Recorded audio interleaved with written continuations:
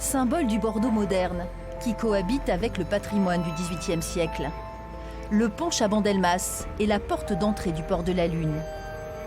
Une réussite architecturale et technique, avec une travée centrale qui se lève à 47 mètres de hauteur pour laisser passer les plus grands bateaux à la saison des croisières.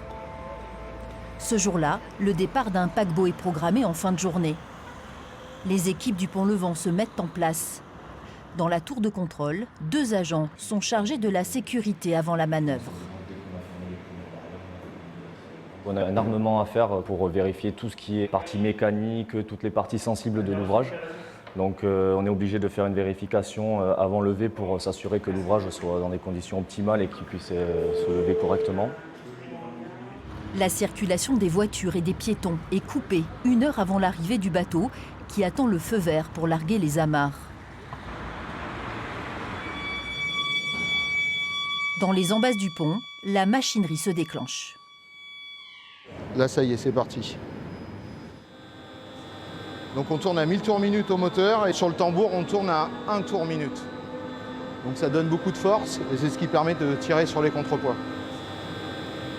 La montée de la travée levante dure 12 minutes. On a déjà levé 39 mètres, donc il reste 8 mètres.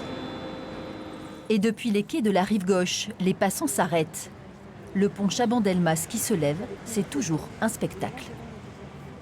On est assez bluffé quand même, hein. C'est vrai que c'est sympa. C'est majestueux comme pont, une belle construction. Là, on attendait un bus et il y a des dames qui nous ont dit en fait le bus il est bloqué puisque le pont se lève et du coup je suis venue en courant, ils m'ont suivi. On attend d'avoir le gros bateau pour faire une photo.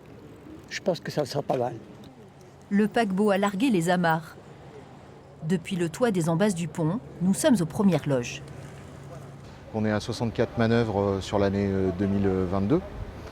Généralement, en période normale comme 2019-2018, on est à un peu plus de 100 manœuvres.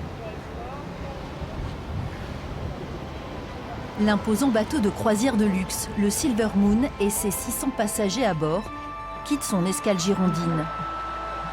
Cap sur l'estuaire, puis le Danemark.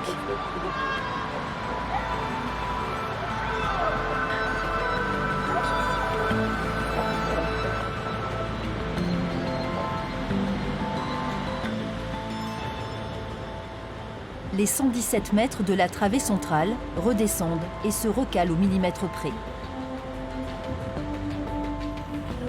Le pont Chaban-Delmas est à nouveau en place pour accueillir le flot quotidien.